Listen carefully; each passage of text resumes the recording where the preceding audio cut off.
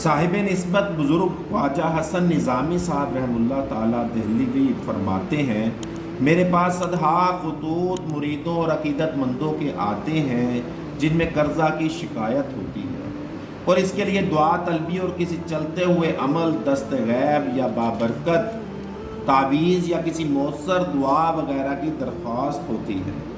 मैं ये नहीं कहता कि दुआओं में असर नहीं है, मैं इसे तस्लीम करता हूँ कि अल्लाह ताला के नामों में बड़ी ताकत और क़ुव्वत है, मगर मैं इन लोगों को साफ साफ बता देना चाहता हूँ कि अल्लाह ताला किसी कौम की हालत नहीं बदलता जब तक कि वो अपने आप अपनी हालत ना बदले। ये बात अल्लाह ताला ने कुरान मजीद में फरमा दी, बस वो किसी दुआ को जब भी कबूल करेगा कि दुआ मांगने वाले में अपनी हालत संवारने की कोशिश भी देखेगा।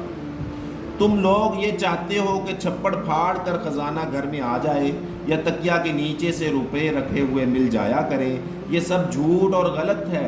इसमें तावीज़ गंडे करने वाले पेशावर आमलों और पीर फ़कीरों की मक्कारियों और दगाबाजियों का बड़ा दखल है।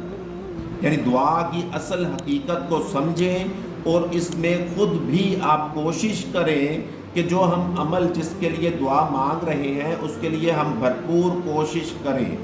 अल्लाह ताला से दुआ है अल्लाह ताला हमें हर अमल और काम में कामयाबी अता फरमाए। हमारे चैनल को लाइक करें, सब्सक्राइब करें। बहुत शुक्रिया।